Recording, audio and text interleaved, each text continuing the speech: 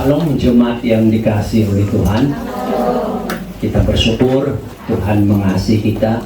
Tuhan punya rencana indah bagi kehidupan kita. Hari ini kita akan mengingat Jumat Agung, walaupun sesungguhnya itu dirayakan pada minggu depan, hari Jumat. Tapi karena situasi dan kondisi, biarlah hari ini kita mau merenungkan Jumat Agung di mana Kristus menderita dan mati di atas kayu salib, menyatakan kasih-Nya kepada kita. Kita akan melihat satu bagian dari firman Tuhan di dalam kitab Lukas pasal 9.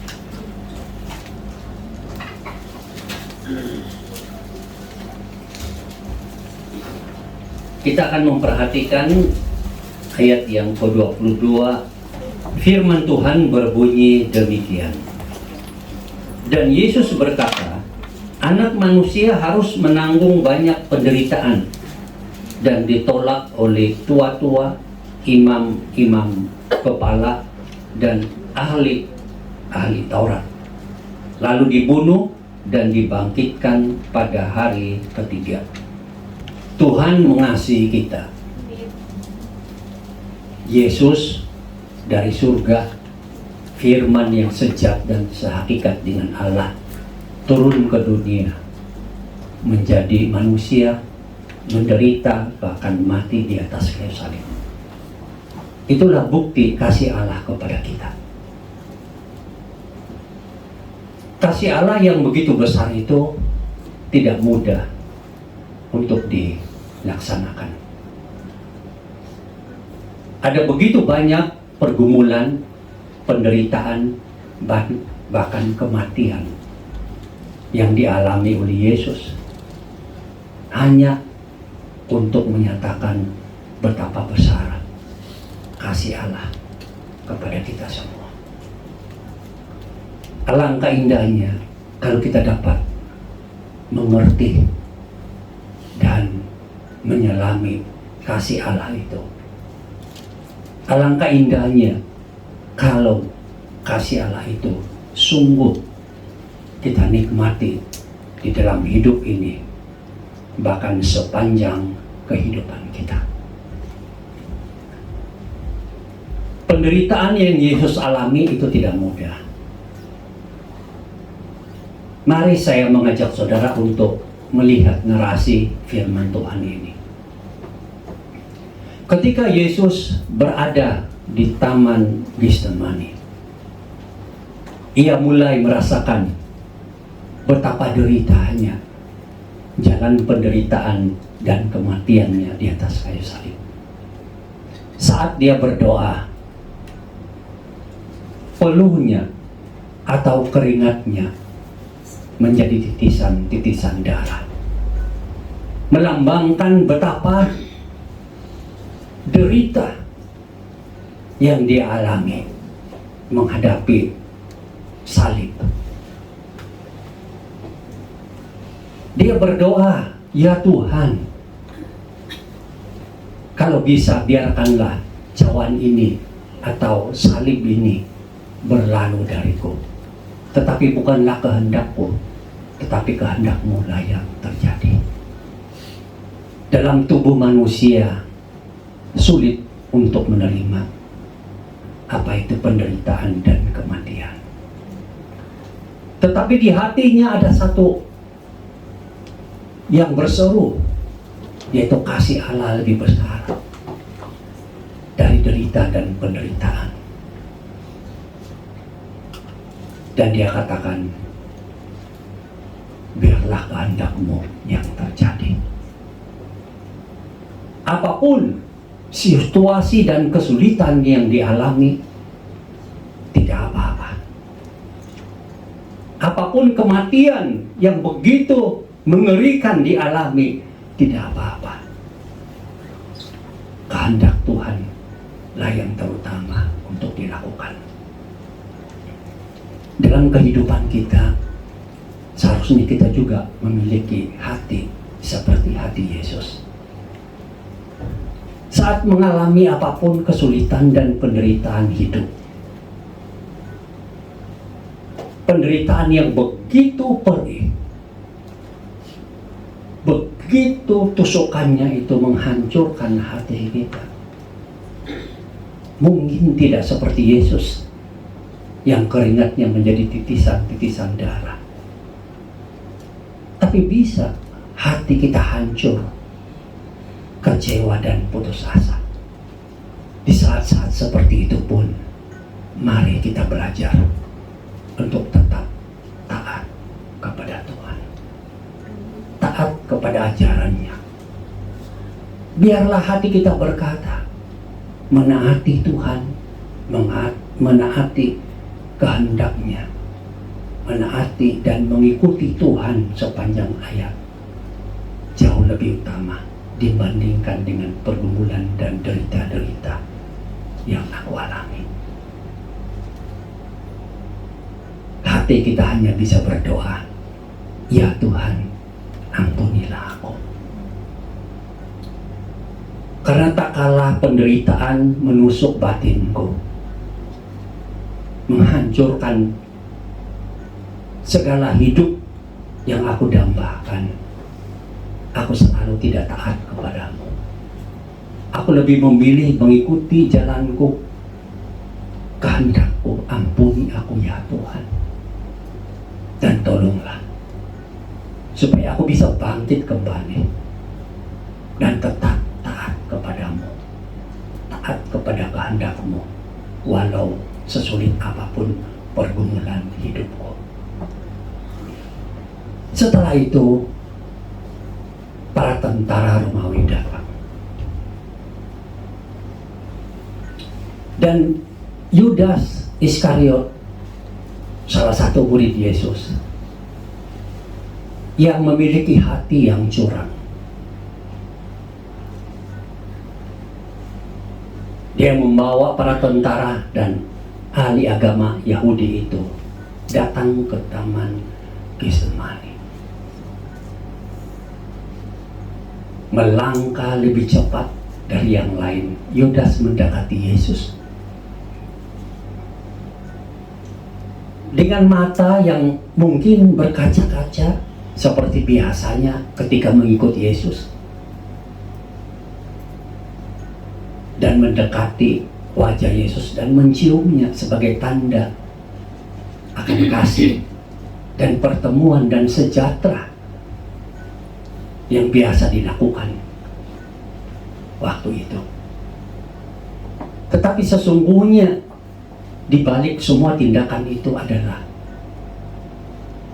ada hati serigala yang jahat.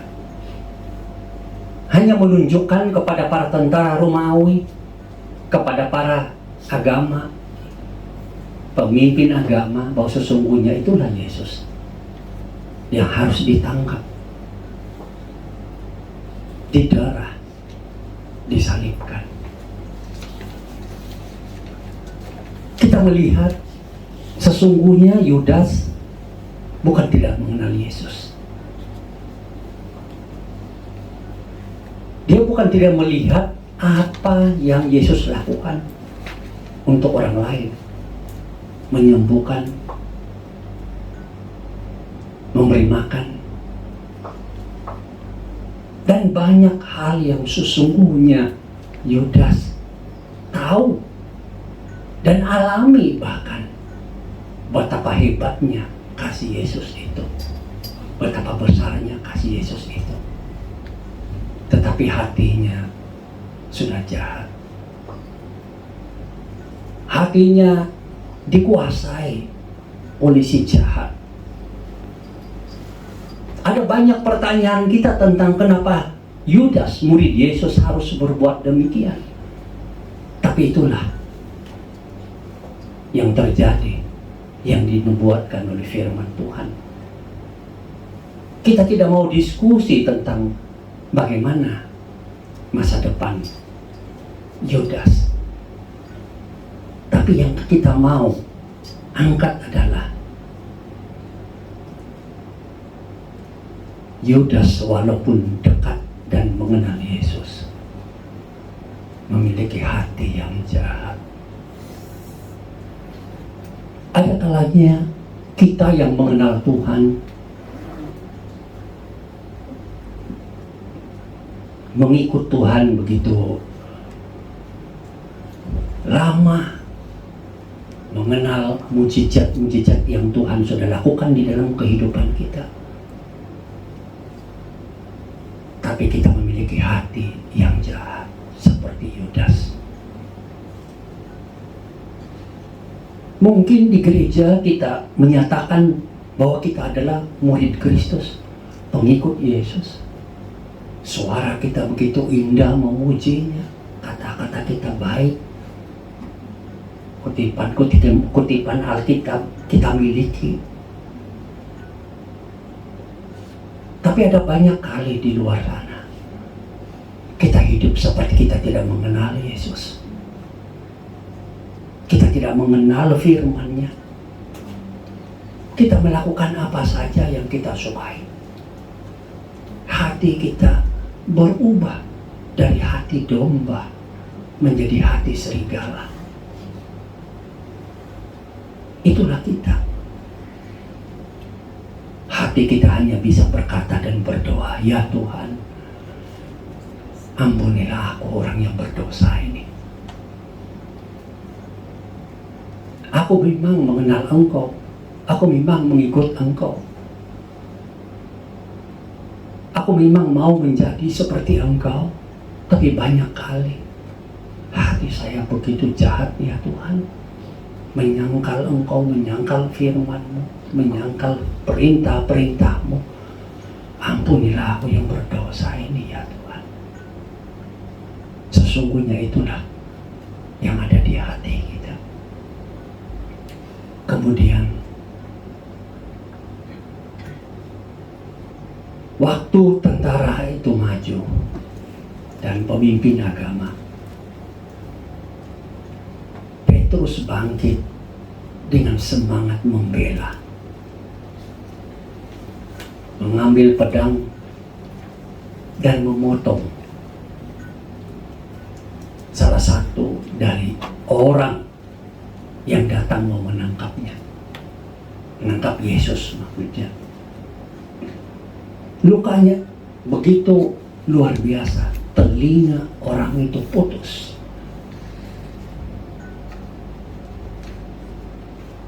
Di satu sisi kita tidak menyalahkan Petrus, karena dia ingin membela Yesus, membela teman-teman yang lain dari tentara yang jahat itu. Tapi itulah hatinya. Apa yang jahat harus dibalas dengan kejahatan. Tapi kemudian Yesus bangkit dengan begitu cepat, menuju orang yang putus telinganya. Mungkin dekat sekali, dan memegang telinganya dan menyembuhkan orang itu, dan orang itu segera sembuh dari putus telinganya, menjadi normal. Yesus hanya memberikan pengajaran kepada Petrus, jangan membalas kejahatan dengan kejahatan. Lakukanlah yang baik bagi orang itu. Kita pun demikian, memiliki hati mirip seperti Petrus. Di saat orang menyakiti kita, kita mengambil pedang.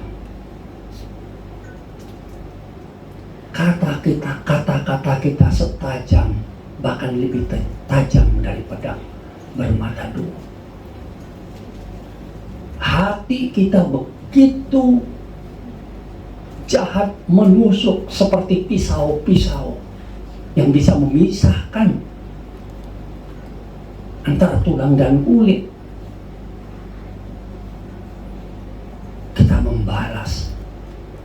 kejahatan orang dengan menjadi sama jahatnya.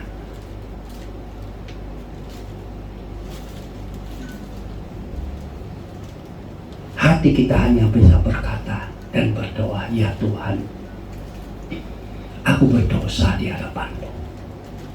Karena saat ada orang yang menjahatiku dalam apapun bentuknya, hatiku langsung bangkit, membawa pedang, menghancurkan orang itu, menusuk orang itu, menginjak-injak orang itu. Ampunilah aku ya Tuhan, aku orang berdosa, aku tidak layak pengikut-Mu.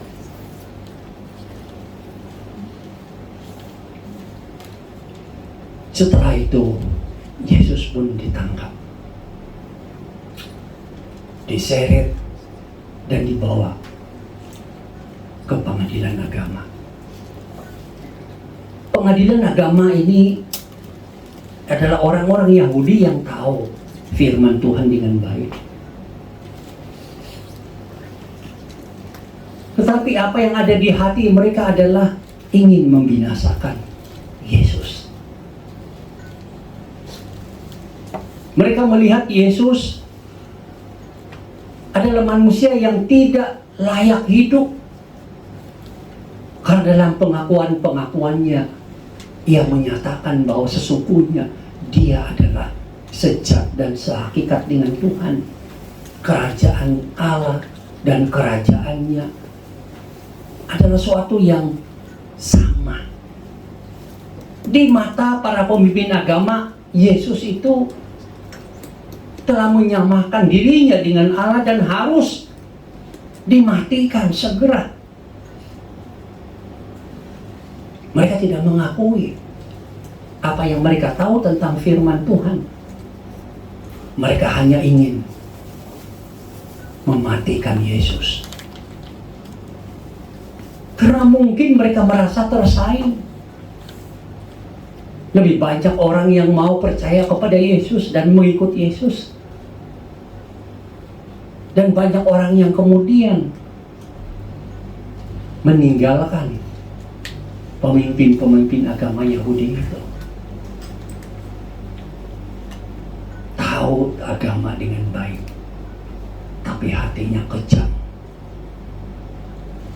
jiwanya kejam.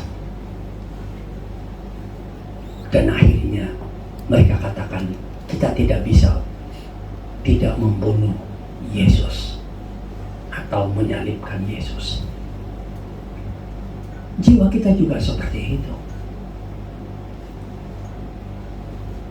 Kita kadang-kadang merasa kita lebih hebat dari Tuhan Yesus. Mampu mengambil keputusan sendiri, pikiran sendiri, cara hidup sendiri, jalan hidup sendiri. Dan kita bangga dengan kemampuan kita. Seolah-olahnya kita matikan aja Yesus begitu, dan kita tidak mau lagi dia berbicara kepada kita. Ada kalanya suara Yesus berbicara kepada kita, memanggil kita, menyegarkan kembali hati kita yang mungkin sesat. Tapi kita tetap berkata dengan tegas, aku tidak mau Yesus. Engkau mengganggu hidupku. Aku tahu jalanmu. Dan kita putuskan banyak hal berkaitan dengan diri kita sendiri. Dan Yesus kita buang atau kita matikan saja. Dia mengganggu kehidupan kita. Itu yang kita rasakan. Hati kita hanya bisa berkata dan berdoa, Tuhan Yesus, aku berdosa kepadamu. Karena aku sering dan selalu mengikuti pikiranku dan hatiku, keinginanku, rencanaku, jalan-jalanku, dan aku membuang Engkau. Sepertinya aku mematikan Engkau dari berfungsi menghidupkan, menjadi Tuhan atas hidupku. Aku mau jalan sendiri. Aku berdosa ya Tuhan. Ampunilah aku. Saat Yesus kemudian dibawa kepada Pilatus dan Herodes. Pilatus adalah orang yang tidak mengenal Tuhan. Dia hanya mengenal hukum-hukum Romawi dan mempertimbangkan dengan baik sebagai seorang ahli hukum, pemimpin yang baik. Orang-orang Yahudi membawa Yesus untuk disalibkan, untuk dibunuh. Tapi apakah ini sesuai dengan hukum Romawi? Setelah dia mempertimbangkan semuanya, tidak ada alasan.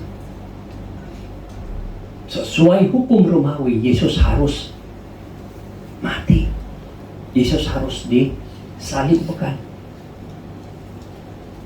Dan dia utarakan ini kepada pemimpin-pemimpin agama Yahudi dan orang-orang Yahudi yang hadir. Aku tidak memiliki alasan apa-apa secara hukum untuk menyalibkan Yesus. Tapi para pemimpin agama itu dan orang-orang Yahudi berteriak dengan suara yang keras, salibkan dia, salibkan dia. Mereka tidak mau melihat Yesus. Mereka ingin Yesus itu disalibkan dan mati di atas kayu salib. Di hari-hari raya, Pilatus katakan, ada orang yang seharusnya dibebaskan di saat ini. Siapa yang mau kamu bebaskan sebagai pengganti Yesus?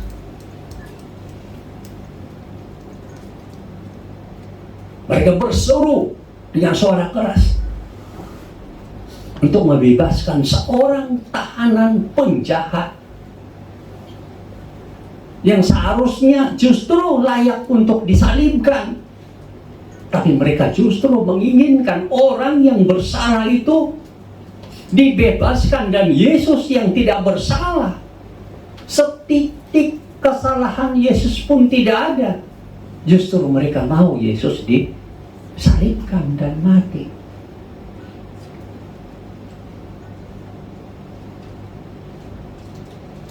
Itulah terkadang hati kita.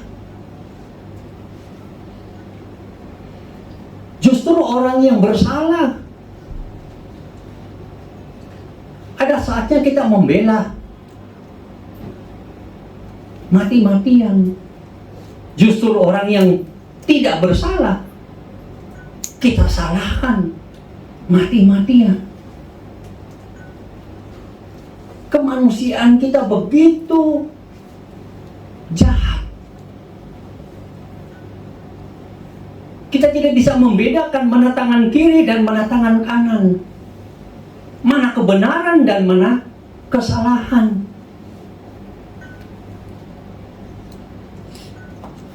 Kita mau justru mengasihi dan membela orang yang bersalah.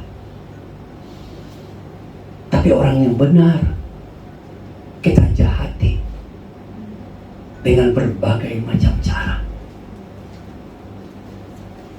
Itulah yang ada di dunia hukum sana, bukan? Sementara orang yang tidak bersalah dituntut, diadili, dan dijatuhkan hukuman.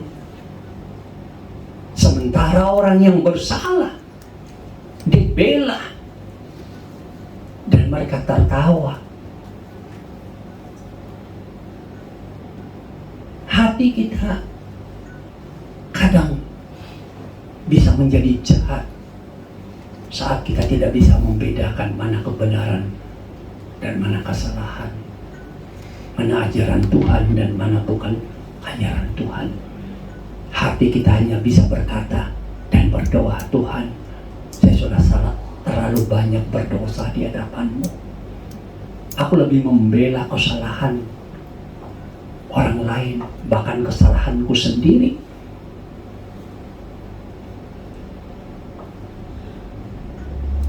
Dan tidak mau melihat kebenaran yang ada. Aku berdosa ya Tuhan, ampunilah aku.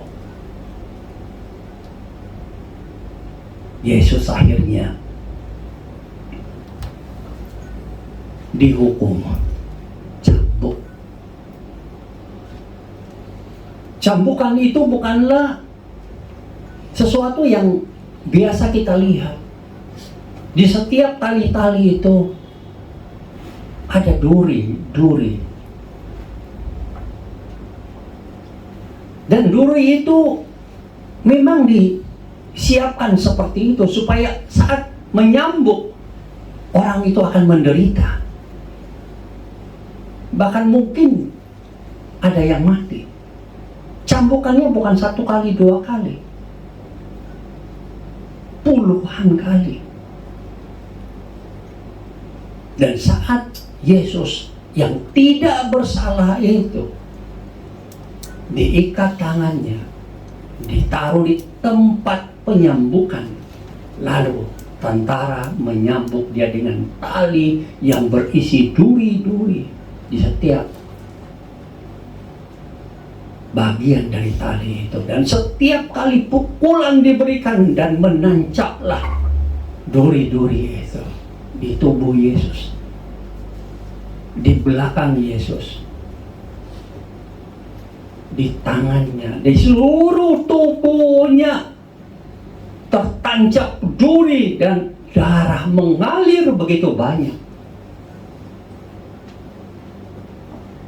Di saat melihat tempat di mana Yesus duduk di cambuk itu, hanya ada darah yang kelihatan.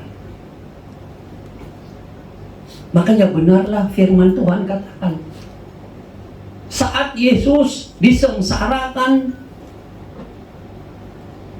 dia bukan seperti manusia lagi kelihatannya. Dia mungkin seperti daging-daging yang hancur. Tubuhnya sudah tidak bisa dikenal. Yesus rela dicambuk begitu dahsyat, begitu terluka, dan darahnya berhamburan kemana-mana demi saudara dan saya.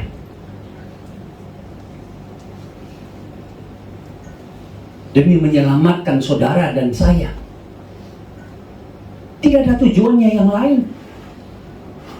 Dia tidak bersalah sama sekali. Pilatus yang tahu hukum pun tahu dia tidak bersalah sama sekali. Dia tidak pernah menodai hukum. Tapi dia harus mati karena keinginan pemimpin agama dan orang Israel. Dan Yesus rela melewati sengsara ini demi kita, demi saudara dan saya.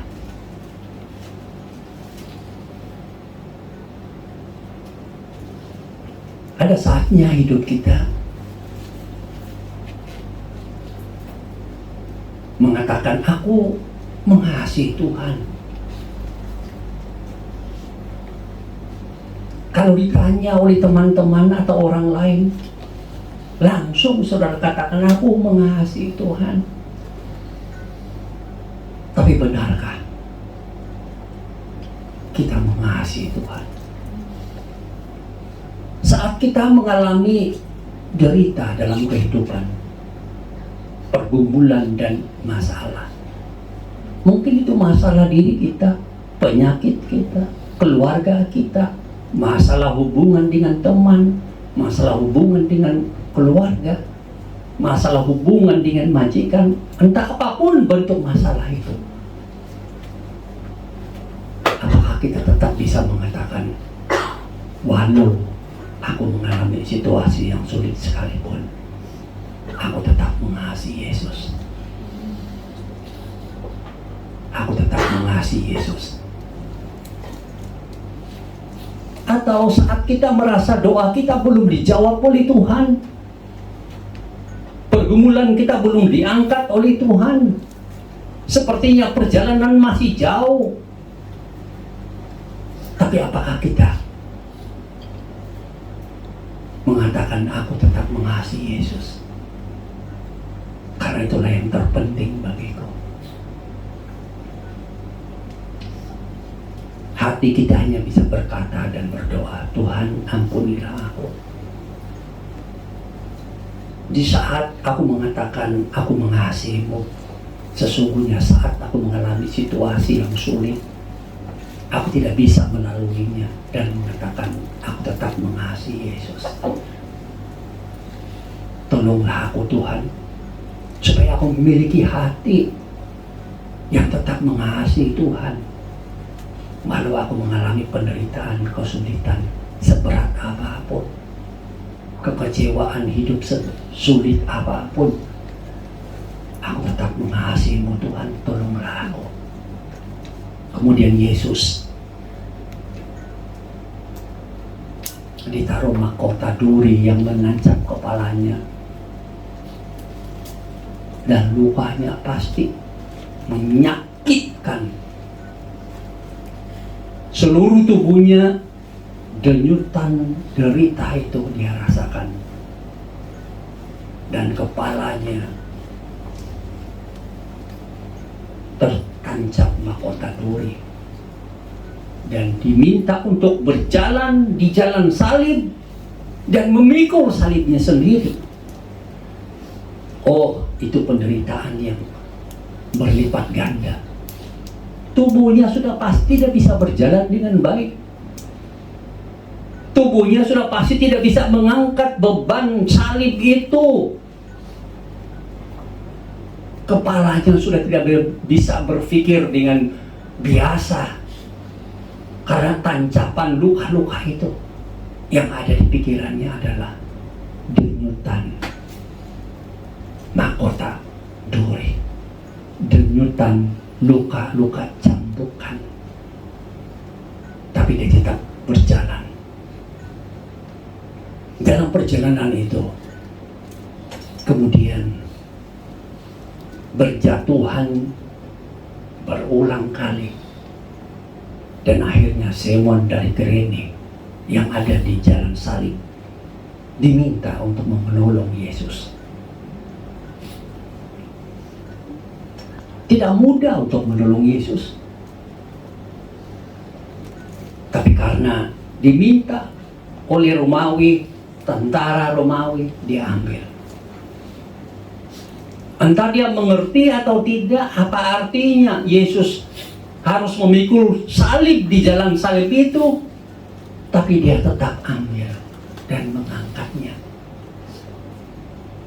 Yang ada pada hatinya mungkin denyutan, aku ingin membantu orang yang menderita ini, biar aku ringankan bebannya.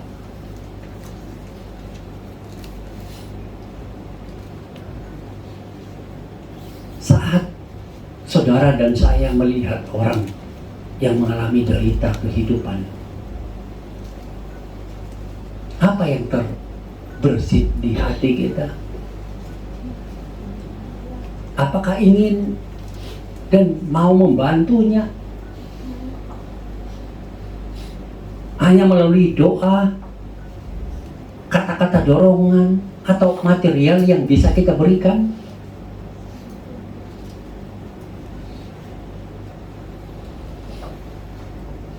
Bagaimana perasaan kita melihat saudara seiman atau siapa saja yang mengalami derita?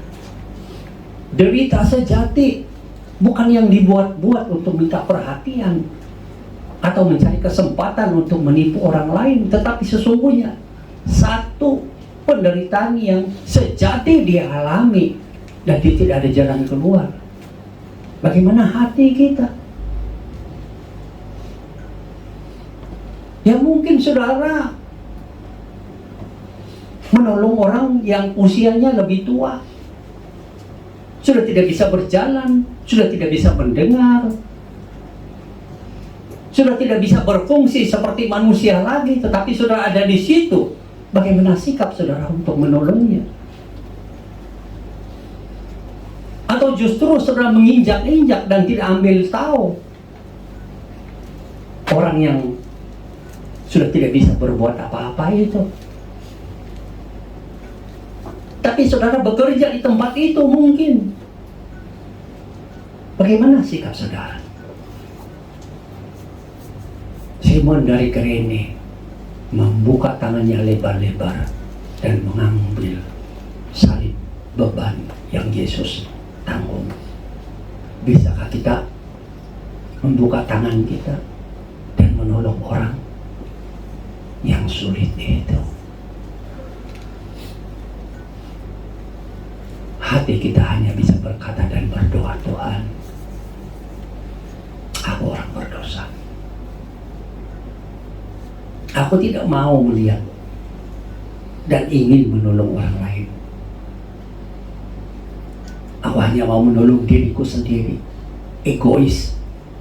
Itulah kata yang paling tepat yang aku cintai. Itulah kita. Oh Tuhan, ampunilah aku, berikan aku kasih. Seperti kasih Simon dari Kirene ini. Saat melihat penderitaan, aku mau mengulurkan tanganku. Mungkin tidak jauh aku bisa membantunya, tapi aku mau melakukan semampu aku. Yesus kemudian terus berjalan menuju salib. Menuju salib. Saat dalam perjalanan Yesus jatuh dan beberapa perempuan Yerusalem melihatnya, bahkan memegang wajahnya dan memberikan minuman kepada dia, dan mungkin membersihkan wajahnya yang sudah tidak kelihatan seperti manusia lagi karena terbungkus dengan darah. Mereka berusaha melayani Yesus dengan cara mereka. Tapi Yesus hanya berkata, kamu lebih harus memperhatikan dan bersedih atas dirimu sendiri dan anak-anakmu dan Yerusalem, karena akan kehancuran mereka kalau tidak taat kepada Tuhan. Tapi ibu-ibu ini ingin melayani Yesus semampu mereka.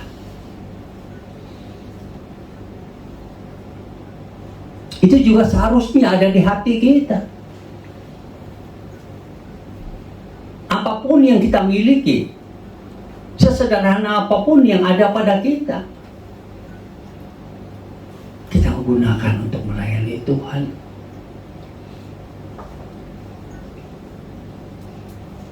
Tuhan, aku hanya memiliki kemampuan sekecil ini, bakat sekecil ini, dan ini. Tapi aku mau memberikan kepadamu, ya Tuhan. Yang sebisa aku mau buat sesuatu untuk melayani Tuhan. Ya mungkin di tempat persekutuan, di gereja, apapun bentuknya.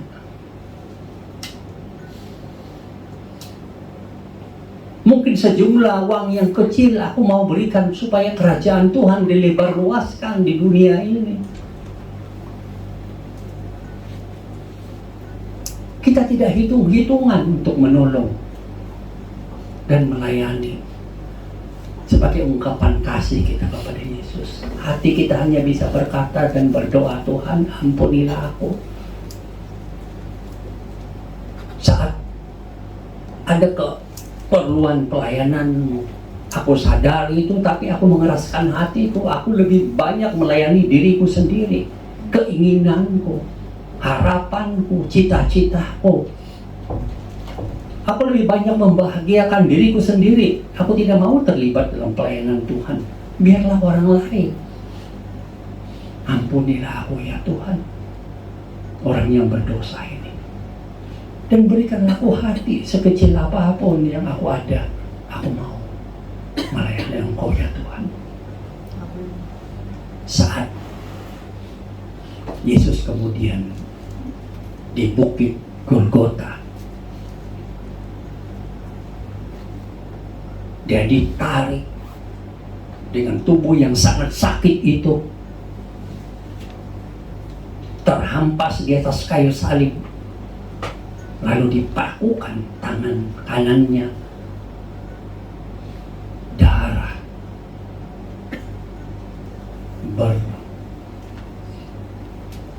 berkeluaran mencurat dari tangannya.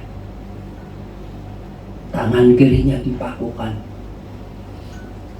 Teriakan Yesus begitu jelas kesakitan, walaupun tubuhnya seluruhnya sakit. Tapi bayangkan paku yang tajam itu menusuk tangannya, menghancurkan tulang barangkali. Dan juga kakinya dipakukan. Oh, tidak terbayangkan betapa sakitnya ketika palu itu bertubi-tubi menghantam paku dan kemudian tertusuklah dan tertancaplah, dan Yesus kemudian disalibkan.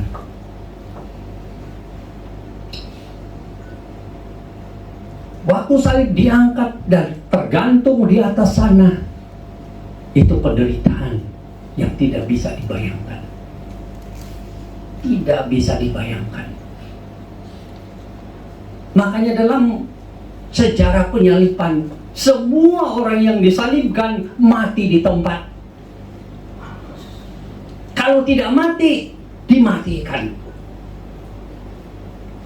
Begitu deritanya. Saat disalib, Yesus sempat melihat apa yang ada di sekitarnya. Yang dia lihat adalah pemimpin agama Yahudi, orang-orang Yahudi yang menonton dan bersorak-sorak atas penyalipannya. Oh, sorakan mereka adalah sorakan kejahatan, hinaan. Tidak ada belas kasihan sama sekali. Hanya tertawa, sinis, menghina.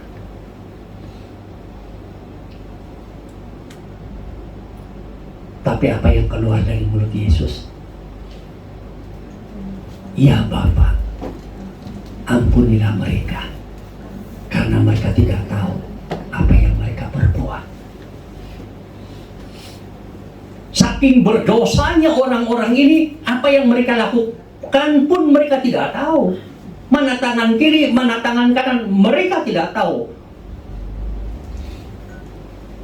Tapi hati Yesus, hati yang bersih, penuh dengan kasih. Kasih Allah ada di dalamnya.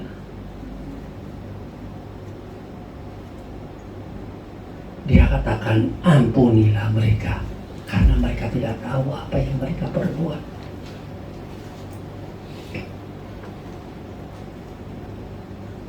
Seharusnya kita memiliki hati Yesus, bukan?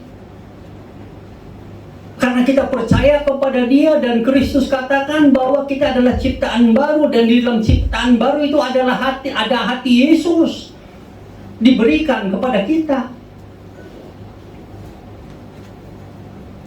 Tapi banyak kali kita tidak menggunakan hati Yesus itu,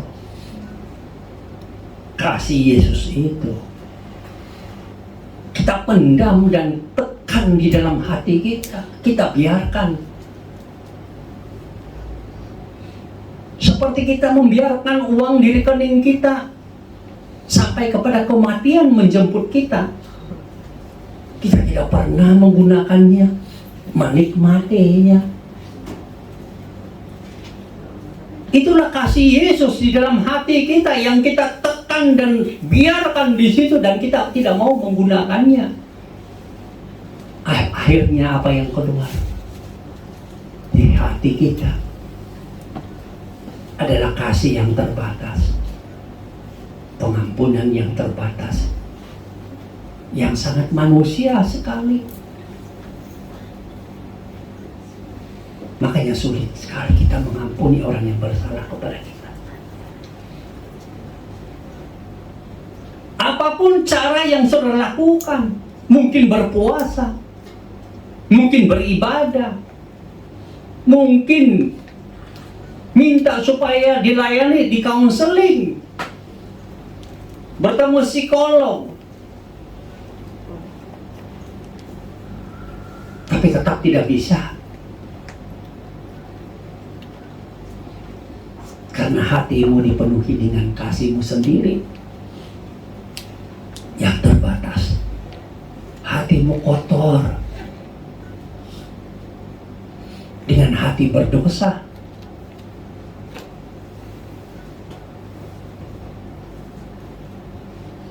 Tidak bisa.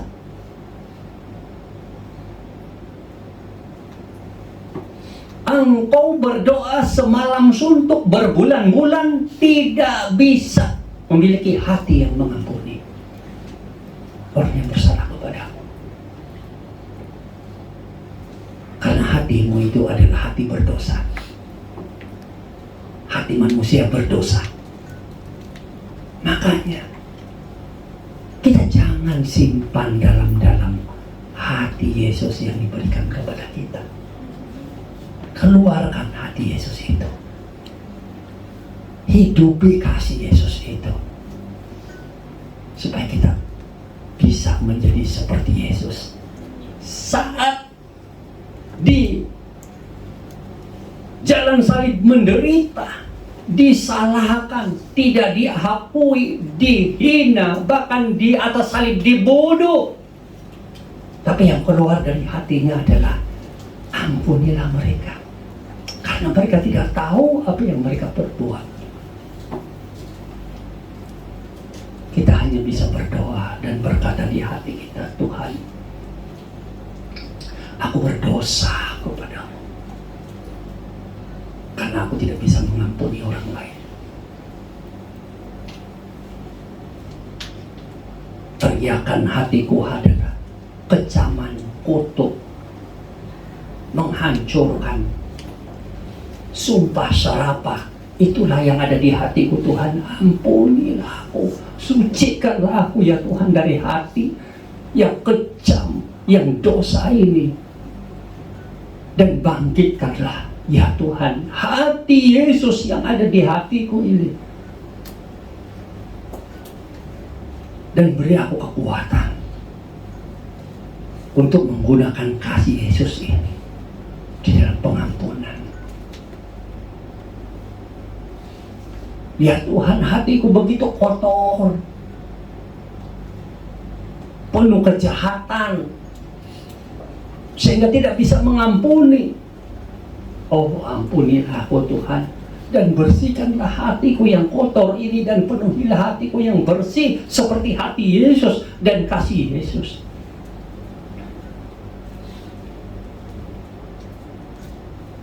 Kemudian Yesus di atas salib sana menyerahkan hidupnya, dan dia mati. Kematiannya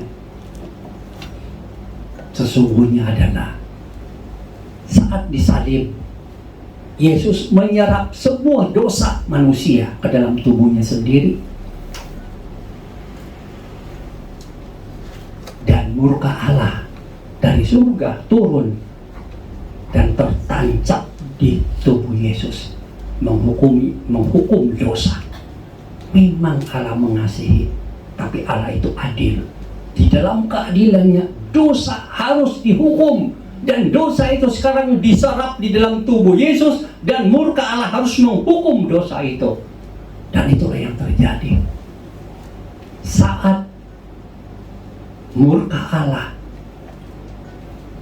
dalam perjalanan turun dan tertancap membara di tubuh Yesus. Yesus sempat berdoa, "Ya Bapa, mengapa Engkau meninggalkan aku?" Doa kemanusiaan, tetapi dia harus mengalami seperti ditinggalkan demi dosa yang terserap di dalam tubuhnya, dosa umat manusia yang terserap di dalam tubuhnya itu tertancap oleh murka Allah dalam penghukuman yang membara.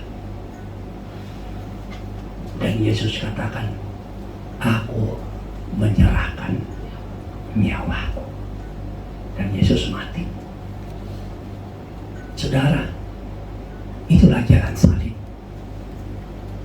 yang Yesus lalui demi saudara dan saya.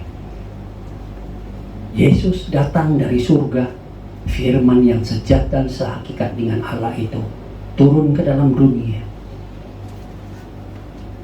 menjadi sama seperti kita, menderita dan mati di atas kayu salib karena Tuhan mengasihi kita. Yesus berkorban untuk menyelamatkan kita. Makanya kita lihat Yesus adalah juru selamat kita dan Tuhan kita. Ini kebenaran yang tidak ada dimanapun agama di dunia ini. Allah di dalam Yesus datang ke dunia, menderita, mati di atas kayu salib untuk menyelamatkan kita dari hukuman dosa. Hanya ada satu-satunya ajaran ini di dalam ajaran Alkitab. Imani, terima, dan percaya